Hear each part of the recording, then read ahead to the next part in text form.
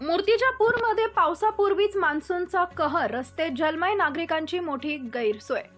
मूर्तिजापूर शहरात मान्सून अजून अधिकृतरित्या सुरूही झाला नाही, तरीही अवकाळी पावसानं कहर केला असून शहरातील अनेक भागात पाणीच झालंय।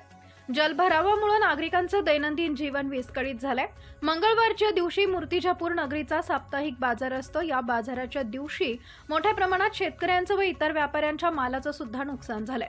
गेल्या तासात झालेल्या जोरदार पावसामुळे मूर्तिजापूर शहरातील मुख्य रस्ते, उपनगरातील गल्लीबोळ तसेच बाजारपेठांमध्ये पाणी साचलंय।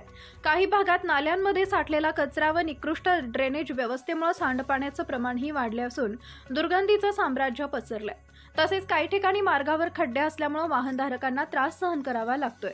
स्थानिक नागरिकांनी वारंवार तक्रार करूनही नगरपालिका प्रशासनानं कोणतीही ठोस पावलं उचललेली नाही।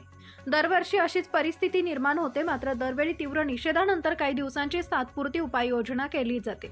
या पावसामुळे अनेक घरांमध्ये पाणी शिरल्याचा प्रकार समोर आलाय। काही दुकानांचं मालसामानही पाण्यामुळे खराब झाल्याची माहिती मिळते।